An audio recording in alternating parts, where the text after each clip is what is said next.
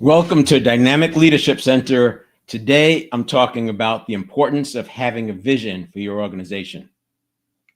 When we talk about high performance in organizations, we often focus on strategy, execution, and results. But beneath all of that, the foundation for success is culture.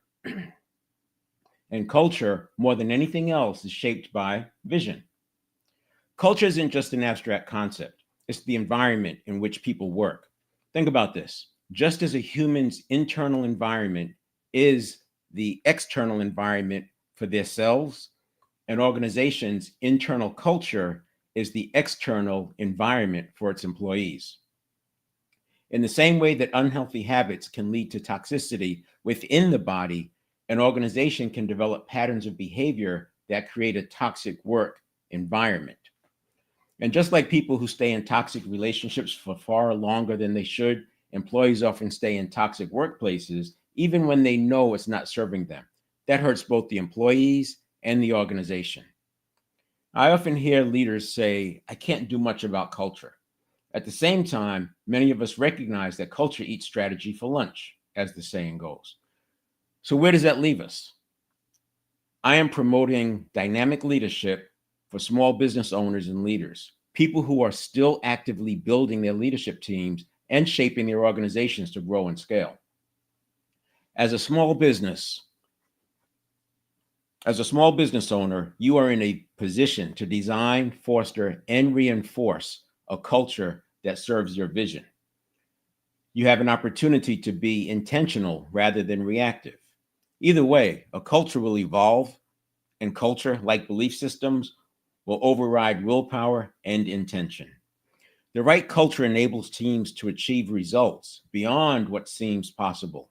Without it, no strategy, no matter how well crafted, will succeed long term. A great example of how culture influences performance is the comfort zone. Organizations, like individuals, tend to settle into habits and familiar ways of operating. Over time, these patterns become ingrained, and breaking out of them can seem impossible, similar to how humans have challenges breaking habits. Why? Because beliefs, values, and attitudes reinforce the comfort zone as the safe and familiar place to be, even when it's holding the organization back. And people know that it's holding the organization back. So, how do we move beyond that? The answer starts with vision. Just as individuals need purpose to become the best version of themselves, organizations need a compelling vision to unite people towards something bigger than any one individual. A shared vision creates alignment. It clarifies roles. It reduces friction.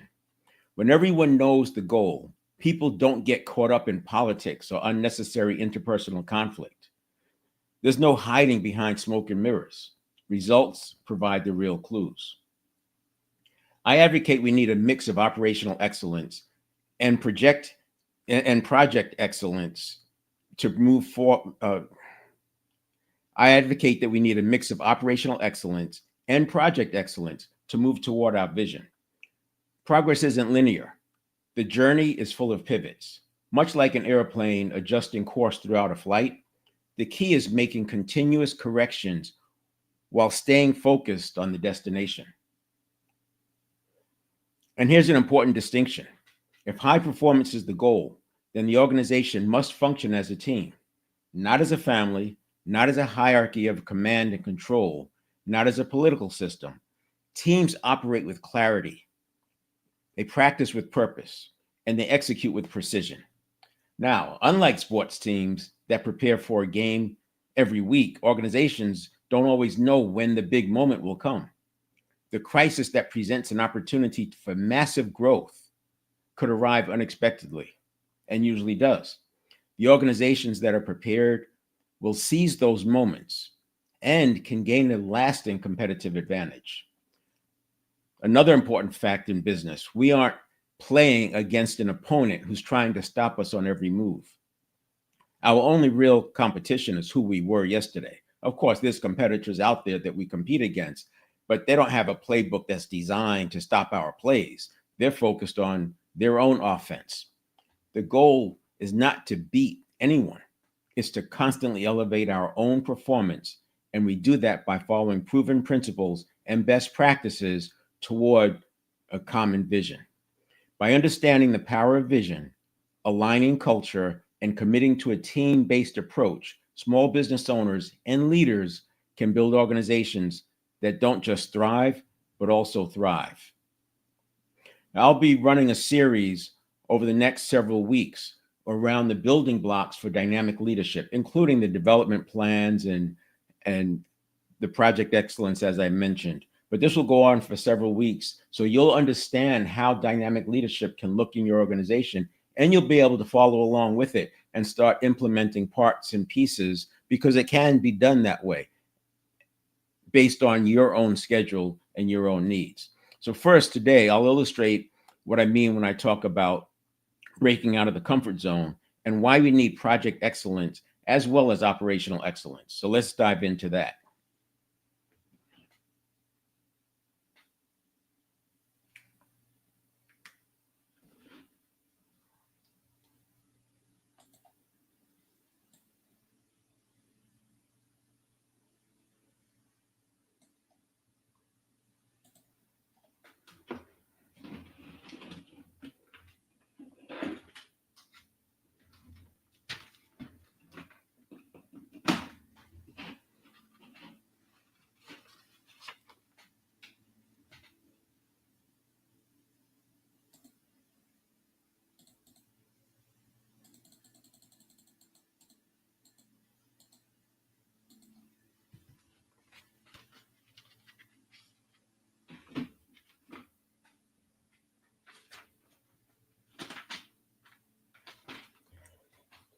So what we're talking about now is, hold on a second.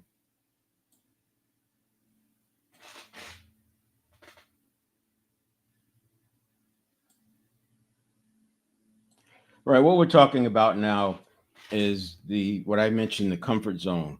And life, as you look around, it's very, very fractal. We have clues from so many different things. And, it's interesting that our cells respond to threats very much the way we as humans respond to threats. So we can learn from looking at these things. That's what I meant when I said that the internal environment is the external environment of ourselves. And most people would agree that if you walk around, even though it's not directly physiologically health directed, but it's mental health related or cognitive related, we can have so much anxiety and stress that we create illness within our bodies. And that's the same way that I'm talking about with respect to organizations. Now, we're all familiar with the comfort zone. And if you pay attention to any of my content, you know that and I think most people would agree that we run 95% of our lives is by habit. And we're just living in this comfort zone as we go along, which is in that comfort zone. And in an organization, that can happen on the bottom side. And I'll just give this as an example, but there's so many examples you can come up with. On the bottom level or barrier, if you will, is that there have been fines or penalties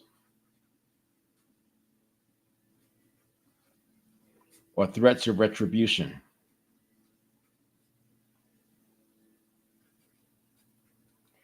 You get the idea. So there are things that have happened that cause people not to drop below this. Cities, states, they use the penalties to keep people in line. I won't go further than that. Sometimes it gets abused. I'll just leave it at that. Sometimes this ability to drive organizational behavior, when the organizations are over there, it can be abused. And I would argue that sometimes even within the organization, especially if it gets political, this can be abused because we have silos. And depending on how much command and control and how much politics are involved, these silos may not talk to each other. And everything has to go all the way up. And then the leaders talk to each other and they fight it out. or not. And the people across here, the ones who get creative, they figure out ways to interact with that other silo, but a lot of them just have to suck it up. And so, that's that threat of retribution, or it could be politics. It could be maybe somebody wants to get promoted, and in order to get promoted, they need the uh, alignment or support of a particular person. And maybe that person is not aligned with their values. So you can get my point about what sets up that lower limit. So we got the lower limit.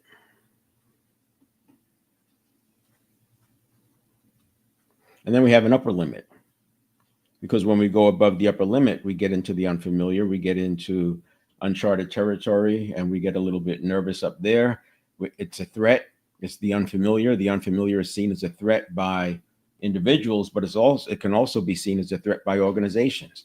But other than that, I mean, I think it makes sense if you consider that there have been losses. You try to grow too fast. Owners learn that, you got to take it easy. Obviously, it costs money to grow, so that's a factor. There's risks that we don't know about and that we do know about. And then there's the threat of a black swan event or a crisis, the potential for a crisis. And these things, as they should, keep us in our comfort zone. Now, I said as it should.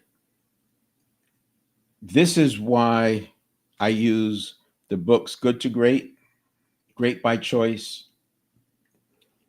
and Multipliers. So obviously Good to Great and Great by Choice are sort of the operational view. How do you set up your organization?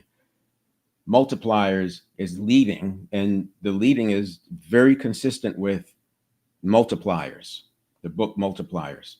And at an individual and interpersonal level, I use Seven Habits of Highly Effective People. Now, there are many, many other books that feed that.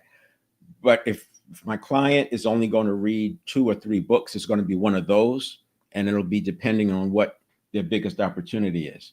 And then you can always add the other ones in as you go. The other thing I'll say about dynamic leadership is that it's not something that's just being created. Dynamic leadership has been around for a long time, but there's not a lot of structure like you would have with command and control or with servant leadership with a lot of rules, so to speak.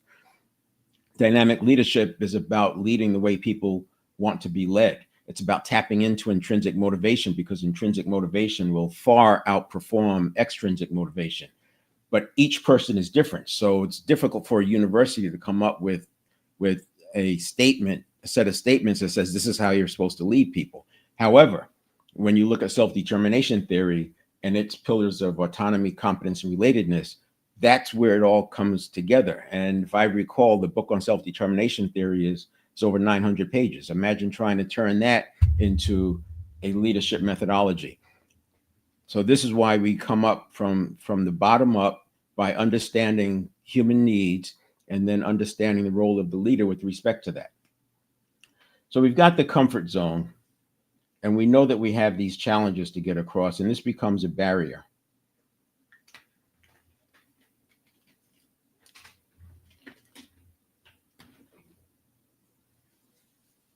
And whenever we get in here, stress gets higher. You have to get more reviews. We've all been there before. Some things you make a decision and it just rolls right along.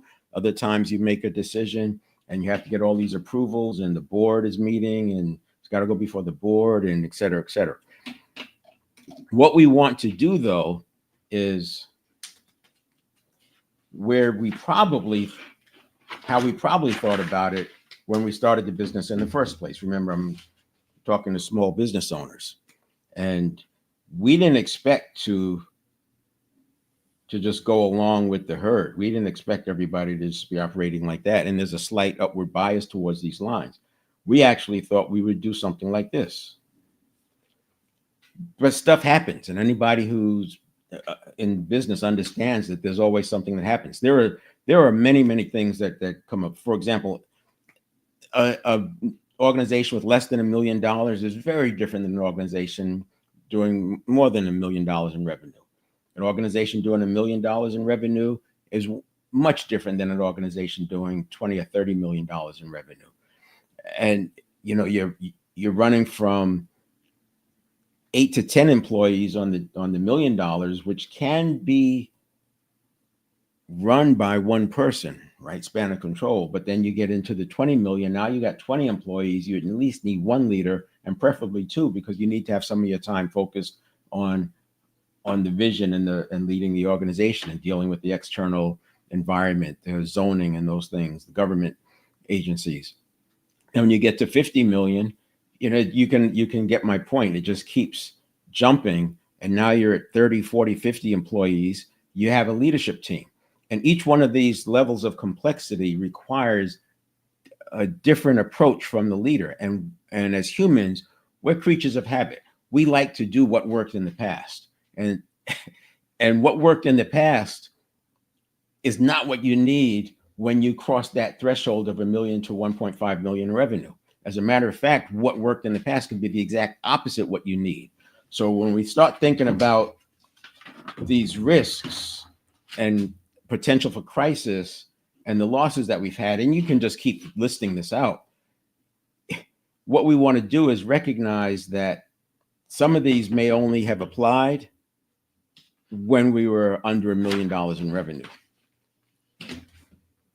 Although there are going to be new ones that show up when we get to $20 million in revenue. So back to this. Here's what we're doing. Here's what we're talking about. Taking small businesses. Now, let's say this is the projection.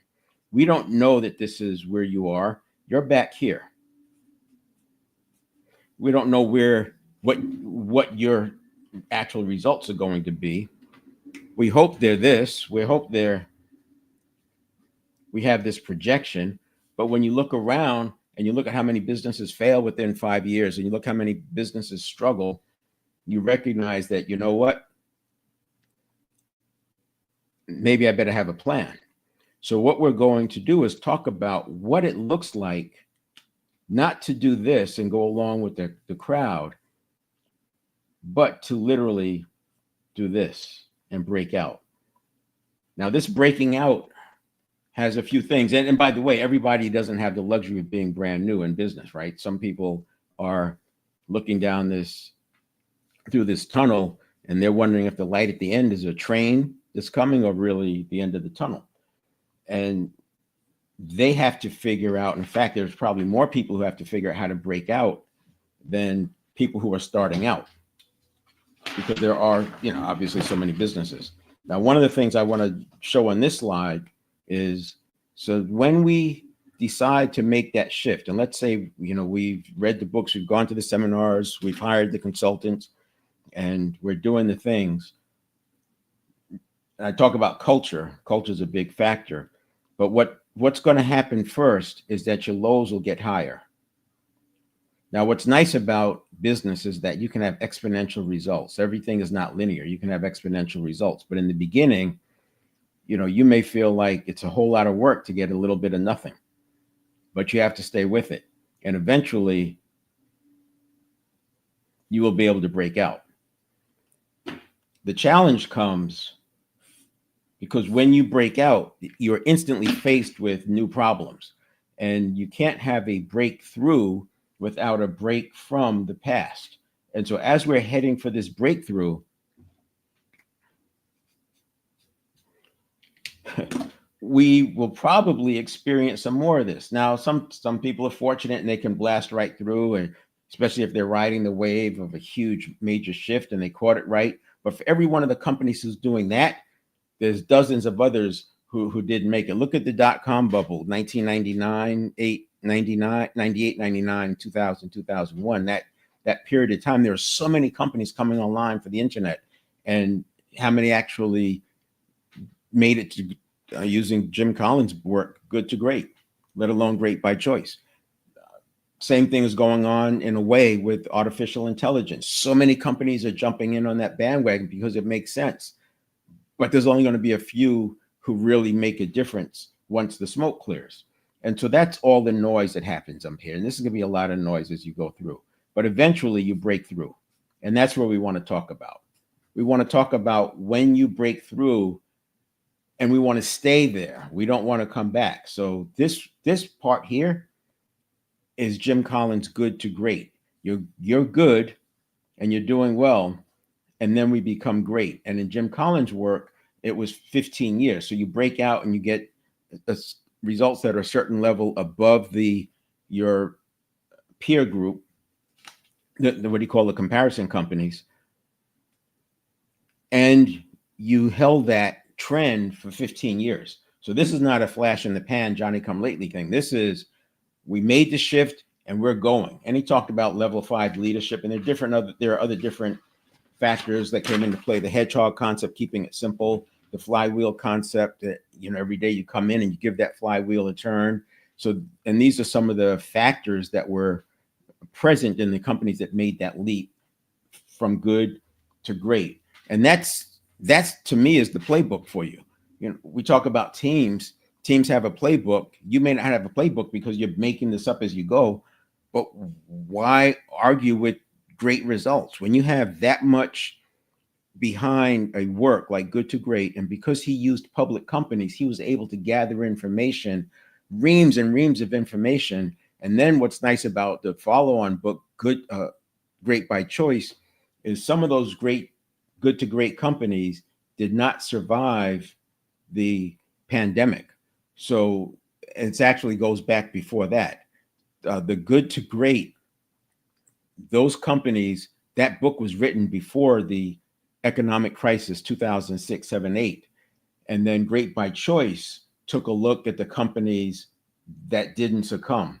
So there are companies that failed during that crisis that were in the Good to Great companies. So only some of them made it. And now he's looking at those. And that's where he talks about, we're going to use the concept of bullets, then cannons. And this is like they use it in artillery and mortars. And there's a forward observer looking at the target, and they adjust what they think the arc of the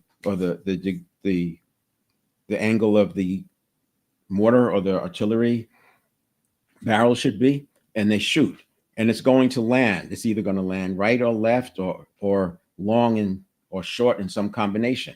The forward observer will give instructions of how long it was and what to adjust. Meanwhile, they're back there adjusting the angle, and they shoot again. So it's like what you're looking for is long, a little bit less short, a little bit less long, a lot less short, and then fire for effect. And it's while he doesn't talk about it exactly that way, it's the same concept.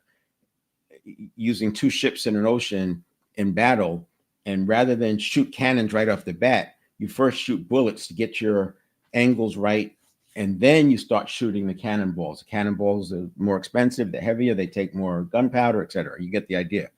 And to me, when you talk about project work, it's, if we don't pivot early enough,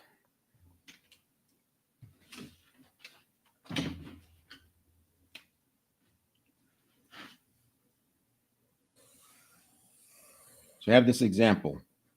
Clock of the face, a face clock is, you got 12, we have 9, we have 6. Direction of travel is 12. We have 11 and 10 and 1 and 2. From 11 to 1 is a cone of about 30 degrees. If you imagine riding a bicycle, and this is your direction of travel, you see something in the road, you can swerve 15 degrees without losing any momentum. In fact, you can even use a little body work and gain a little spurt with that little weave. If you have to make a turn that's all the way over here to 10, you're going to have to give up some momentum. You can gain it back, but you've lost time. If your change is so significant that it's way over here, that's going to require you to lose a lot of momentum. Again, even driving a car, you get this idea that to make a 90-degree turn, you're going to have to slow down. If you're doing 70, you'll have to slow down to more like 10 miles per hour, give up all that speed, and then you've got to build it up again. But if this was your direction of travel, not only do you have to deal with that, you've got to figure out how to get back over here. Whereas if you think in terms of pivoting, then you're only going 15 degrees off course, and your range of your pivot is 30 degrees. And you'll use KPIs and you'll use other factors to let you know where those limits are coming up. And imagine a plane going across the country or across the pond. It's going to be off course 90% of the time. Now, it's not quite making 15% pivots. It might be making 5% pivots. So it's a lot tighter. But they're making those pivots constantly so that they don't have to make big pivots. And how can you even do any of this if you don't first have a vision? Bringing it back to the topic of today is the vision. Now, we have the vision, and we broke out the good to great breakout. We used the bullets, then cannons. We used the flywheel. We used the hedgehog to keep it simple. We use the 20-mile march concept, which is similar to the flywheel of doing a high moderate amount of work and not trying to hit for the fences every time. We're doing base hits, and then that's going to take us towards the vision. It's not always going to be easy. As I said, every time you hit, it's not every $1 million, but it's when you certainly sooner than doubling your revenue. So in the beginning, it's $1 million. And then 2 million, that's doubling. And then you go to in the next big jump, maybe 20 million. I'm sorry, from $1 million to 2 million. Then the next big jump may be from around 3.5 million, and then maybe 4 million, 4.5 million, 5 million. You get the idea that it depends on your organization because there's a lot of outsourcing, et cetera, that goes on. So we don't really know what those numbers are going to be. But if you think about it in terms of employees, every time you add another 8 to 15 employees, you're adding complexity because using a standard span of control, you probably added 2 leaders. And each time you add more leaders, your leadership team is changing, the dynamics change. And my point is not to talk about that specifically as much as it is to say that on this journey up here, we're going to need some operational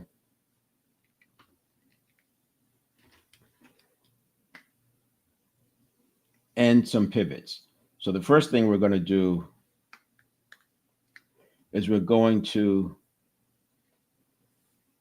find that in order to maintain this trajectory, we're going to have to make some changes in the organization. This is a pivot. This is a project. This is project work. And then we're going to run that out operationally. Then it's going to drop down a little bit. We may lose a little bit. And then we have to pivot. Or maybe go outside of that line a little bit. And that gets our KPIs kicking off and telling us, hey, you got to switch up, change gears, different opportunities. Now we come down here again, and you get the idea. So this is why you need the operational excellence, because we don't want to drop too much.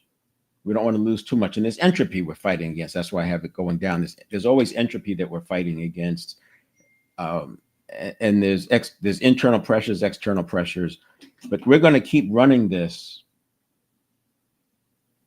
pivots followed by operational excellence.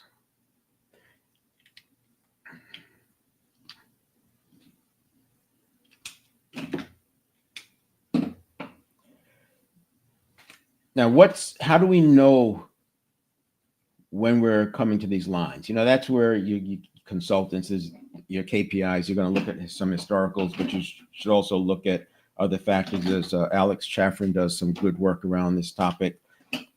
Join mastermind groups, ideally a mastermind that has organizations who are a little bit lower than you, which you can help but organizations that are a little bit larger than you that can help you. And what we're dealing with is we have to avoid the shiny things, right? You go chasing shiny things, we know where that can land. And shiny things could be extra growth. That happened to me. Your opportunities, you make hay when the sun is shining. And I overstepped on growth and got myself, it was fun, it was great, but it couldn't survive the pandemic because the pandemic required a lot of profitability, a lot of dry powder to make it through that pandemic, especially with the tourism business, which I was in. I mean, it took years. We're still dealing with stuff on the immigration website that would slow people down from coming into the US if they don't ask the right questions. So we have to avoid the shiny things. We've got to watch out chasing just any random opportunities. And this is easier to do when you have a vision because either it's aligned with your vision or it's not. Now, the other thing we have to worry about is you've got all of the VUCA, volatility, uncertainty, complexity, and ambiguity. And we have threats every day. And we have people, challenges. I mean, we have an organization. So there's going to be stuff, there's going to be noise on both sides. There's noise over here. There's noise over here. And these things all make it very difficult to stay the course. And this is why you need principles, best practices, and that's why I go with dynamic leadership. That's why I use the guidelines from good to great and great by choice, because it helps us to do that. But to the topic we're talking about is vision. So I don't want to lose sight of that. This is why the vision is so important. And even as a small business, if you're a small business owner and you start getting investors coming in to help you out, you're going to end up having to add a board. They're going to, at some point, you will have to have a board. And in the early days, the board might be to help you grow. But once your value gets to be a certain amount, that focus is going to shift to governance. I would argue the same way that, yes, you need a balance sheet, income statement, cash flow statement, et cetera. You need a CPA.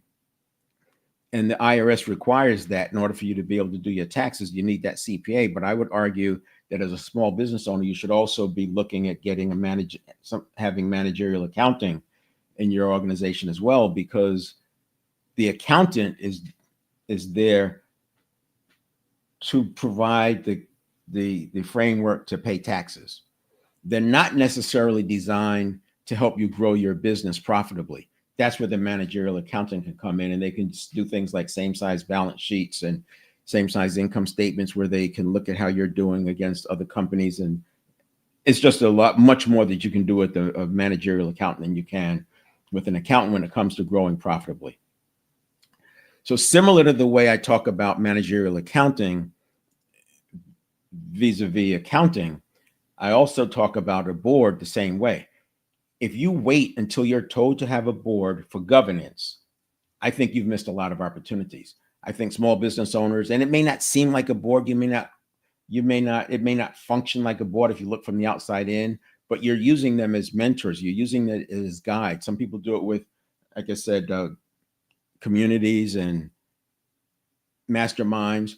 But you want people who can help you see around corners. You want people to challenge you. Remember, what worked from 0 to 1 million or 2 million is not going to work for the most part from 2 million to 4 million in revenue, and on and on and on. So you need somebody to see around the corners. And it doesn't always take a mentor, somebody who's done it before. It takes somebody who's a student of the game and can ask you the right questions and can hear when you are talking out of your past associations or when you're talking out of your fears and worries versus your vision. They can also challenge you as to, are you really doing that for your vision, or is this something that's convenient? Hearing those decisions of convenience pop up. All of that gets into play, but it's hard to do it if you don't first have a vision. Another thing that happens, another reason why we need a vision is because you are going to need a leadership team. And my opinion is that the majority of small business owners wait too long to put a leadership team in place. For obvious reasons, it costs money and they're going to stretch their span of control. Not only that, most small business owners are successful because the buck stops with them. You know, they become the one who, hold on a second. The buck stops with them. They become the one who makes the decisions and they can become the bottleneck. So there's sort of like a double whammy there. It's going to cost them more money and they're going to have to give up some of their autonomy, if you will.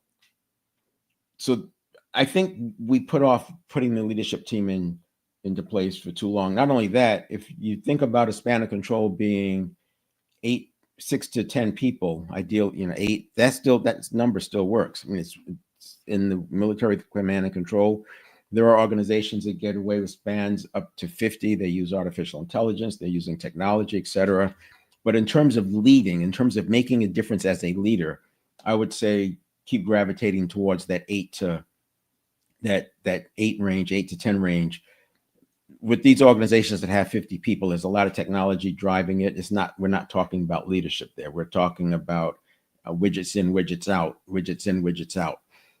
When I talk about spans like this, I'm talking about the leadership team. And so with that leadership team, if you wait until you have 10 or 12 people before you add a manager to help you with leading the organization, something's got to give, right? So if a span of control is 8, you probably need 3 of those units just to manage the organization. So maybe the leaders, I can't tell you what the exact answer is. Maybe the leaders' owner's span of control should only be around 5 because they need those other 3 attention units. And you can see what happens. The result is that people are working 20-hour days, 17, 16-hour days, on and on and on, not taking vacation. And, you can go on and on with that. So we got to put a leadership team in place. Now, when you put that leadership team in place, you're going to have the first person, the second person, the third person. Another challenge that happens when companies decide to add leaders is that they add them based on what's needed at the time. And there might be something that's used, behavioral descriptive interviewing. And this is where you ask a person and you look at their past results and their past behaviors and how they got things done in the past to find the ideal person for what you want. Well, remember, we're habit creatures. So what I did in the past, you're going to get more of that. If where we're going is somewhere different, that may not work. So we need something besides BDI. I'm not knocking BDI, but you need something different than that. You need some kind of model where you're looking at what's their character. I think that we also need to be looking at beliefs, values, and attitudes. But again, it's hard to do this if you don't have a vision. Now, one of the responsibilities that this first person will have will no doubt be to help you with managing the people who will soon be under this leader. So it makes sense to have some kind of a leadership system. That's why I use dynamic leadership.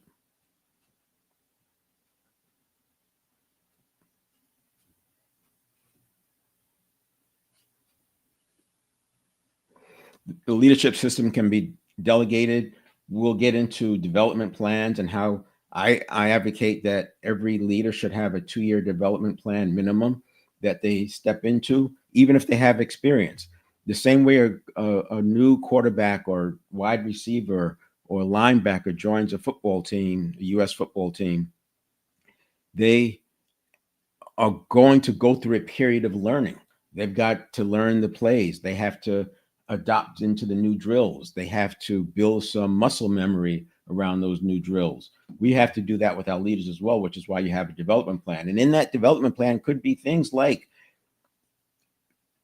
talking to customers. It could be things like achieving a level of success on a particular project.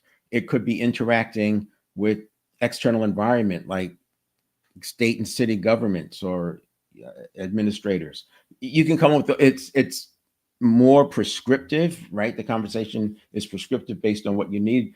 But why wait until until there's a crisis going on to get a person prepared to navigate through a governmental agency?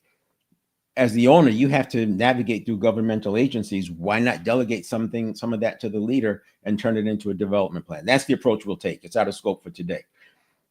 And the other thing is these folks will have to do pivots and projects. They won't do them themselves. They'll oversee them. It's what I call project leadership versus project management. You can hire a project manager. You can hire a project manager on Fiverr and Upwork and have them come in and manage a project. And that's not a bad thing to do. They don't have to be an employee to manage a project because project management is a methodology now.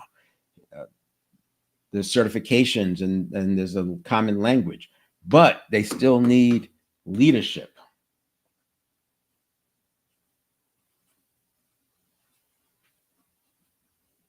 So I talk about project leadership. If you're an owner who thinks you can have your hands on every single step of the way, you can't do it. You've got to delegate responsibility. And here's where I'll talk about dynamic leadership being on a continuum between command and control and servant leadership. One of the reasons, in my opinion, and I trained as an Army Ranger, I trained with Navy SEALs, completed Ranger School, Airborne School, had nuclear weapons capability. I was the guy who had the nuclear weapons in one of my units. Command and control works, or I should say, the military is very good at creating leaders because they put the lowest level people in command of something. Everybody's commanding something or has the opportunity to command something if you're getting results. And so a squad leader in a platoon, they have 6 to 8, maybe 10 people that they're responsible for. They are in command of that squad. Somebody gets hurt, they're interacting with them at the hospital. They're interacting with the family members.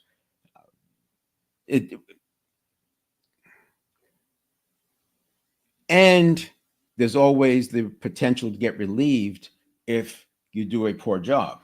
But if you get relieved, it's not like you get kicked out of the branch or the organization.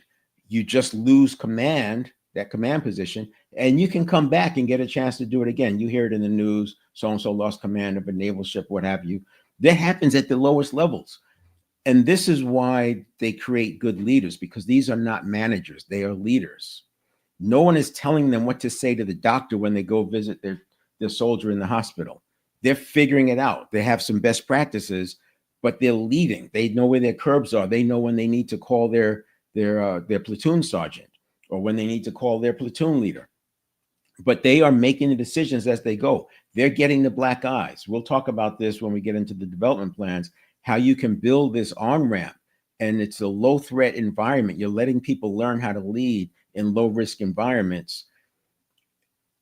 But when you start looking at leaders online and you're seeing, somebody's talking to they're doing an interview, what have you, and you start to make the distinction between, are they really a leader or are they just a manager?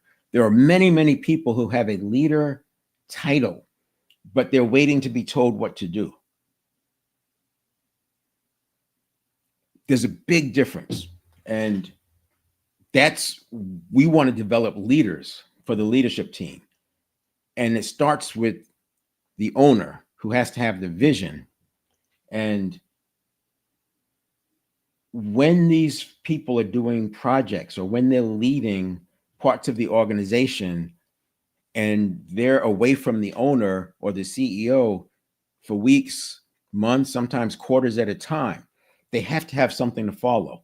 And that's where the vision comes from. So we need to have a vision very, very early on. And a vision is not something you're going to form with hundreds of people. It's going to be you as the owner or you as the CEO with maybe 2 or 3 trusted advisors to help you come up with that vision statement. And you might tweak it along the way, but it's going to be something that's aspirational. It may not even be realistic. It's plausible, and that's why it becomes bigger than yourself. And this is how we tap into the intrinsic motivation of people. When you start hiring based on beliefs, values, and attitudes, you can get some of that to see how do they respond to this vision. Does this vision make sense to them? The same way a person who has purpose can do what seems to be impossible, organizations with a vision can do the same. Now, on the other side of it, servant leadership, and you see this happening in organizations, especially with the high-performing salespeople. We tend to adopt a servant leadership kind of an approach for them because we want to give them support that they need. But there still has to be hard stop guidelines in place, or you end up with just chaos. And we've seen organizations where the top performers get to do whatever they want to do. They get to say whatever they want to say, and it creates a toxic environment. There's examples of organizations who they've taken out the top salesperson and everybody's results goes up. It's not just because there's more available, but it's because people are now able to actually function and they're not so dealing with toxicity all the time. Now, I talked a little bit about crisis. We don't know when that next crisis is going to happen. And I don't care which one you come up with, whether it's the pandemic, the 2008 crisis, the market crash. Well, the one that was sort of predictable was the dot-com bubble. But you go back before that, we had the Gulf Wars, we had the crash of 87. That was had a very, very low predictability rate. The Great Depression in the US, very few people, if any, are on record as saying, yeah, they predicted that. The next big thing that happens, it won't be predictable either. It's just the way it is. And you can't look to the past to figure out how big the next thing is going to be, because the next thing is probably going to be bigger than what it was in the past. There's an interesting thing with you've heard of 100-year floods and 100-year this, 100-year that. It's interesting that this is not, and I got this out of the book Same as Ever by Kousel, Kousel. And he said that a 100-year event doesn't mean that it happens 100 years. It means that it has a 1% chance of happening in any year. That's a big difference. So you could actually have 100 different 100-year events, which means in any given year, you have a 100% chance of having a 100-year event happen. Just something to wrap your head around. The bigger point is this: when you have a vision, you can reject opportunities and you can double down on opportunities because you know where your vision is. I saw something that Jeff Bezos with Amazon, he said, a lot of people ask about what changed or what's likely to change. He said very few people ask what's going to stay the same. And his point was that he knows he's banking on customers always wanting low cost, fast shipping. So that's where he's going to invest his money.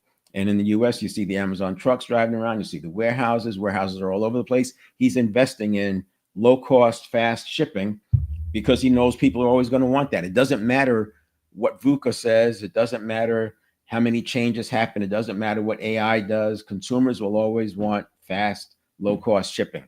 And when you look at that in the context of what your vision is, you don't have to spend a lot of time on the VUCA. You just look at what threats are coming up and how you want to handle them. Doing the SWOT analysis, strengths, weaknesses, opportunities, and threats.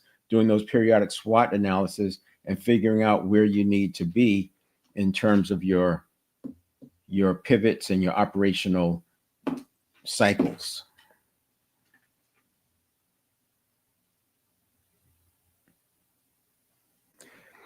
I remember in the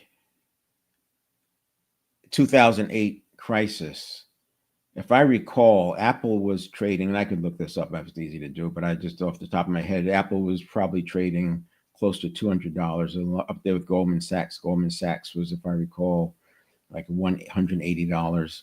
It ended up going down to $75. It went down to 120 initially, and then it took another drop down to 70, but it didn't stay there very long. But Apple, if I recall right, Apple went down to $7. Ford was at $5. Apple was $7. But there was so much fear around and so much uncertainty, and nobody knew what was going on. And there was so much misinformation online, and you had people doing the unthinkable because it was just chaos, and you couldn't tell who to believe, and there was conflicting, and then it was political.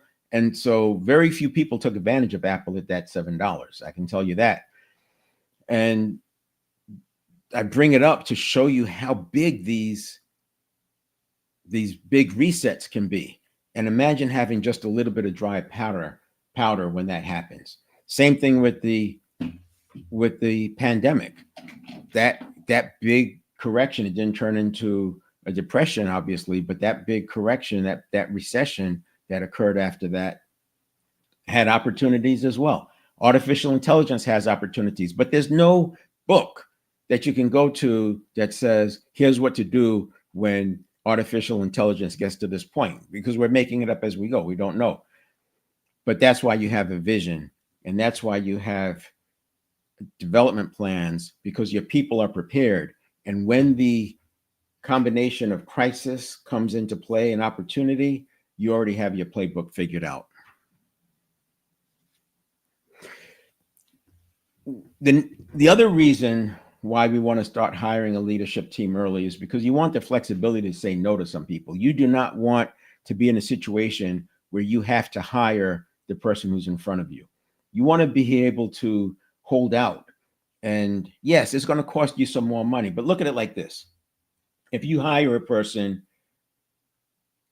18 months earlier than you needed them, and you have an organization that has project excellence as well as operational excellence, there are going to be things that extra capacity can work on in the organization. It's not like they're not going to be doing anything. They're going to be sharing some of that leadership responsibility, even if it means cross-functional. They could do some cross-functional learning by leading some employees from a different team.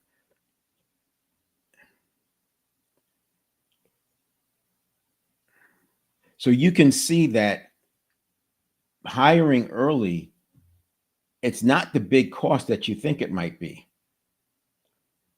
Hiring early gives you a chance to take advantage of some opportunities. But the other way to look at it is, yes, it may cost you the salary that you've got to carry for 18 months.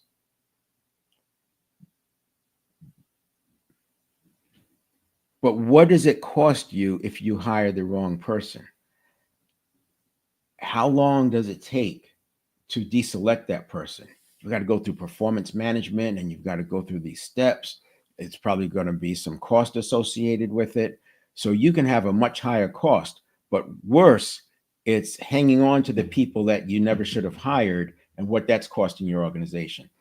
So yes, I would front end some of that cost and do it in a way that you're building slower, but early, and it works out. The other thing to think about is most organizations are going to have somewhere around 10 to 15% turnover every year. It's not that big a deal if you hire somebody a little bit early, because you're probably going to end up losing one or two people. Now, they may not be enough to replace the salary or to fund the salary, but you can use that to kind of morph and change and adjust the organization. Remember, at $2 million, your organization is very different than it needs to be at $4 million or $5 million revenue. So you use that extra capacity to morph into that new structure or new view that you need to be. I'm going to leave it there. Next week, we'll continue on vision. I'm going to continue on vision a little bit, but I'm going to focus more on creating the culture, because that gets into the leadership style. When you look at leaders being multipliers or diminishers, when you look at level 5 leadership versus the other types of leadership that are pointed out in the book, Good to Great. This is the soft stuff. And I maintain that the hard stuff is easy, the soft stuff is hard. There are books and books and books written on how to do the hard stuff, but the soft stuff is easy. and the soft stuff is what we tend to avoid. And the soft stuff, in my opinion, is why we have people with leadership titles waiting to be told what to do, which is making them managers. So next week, we'll pick up with the culture piece, and we'll see you then.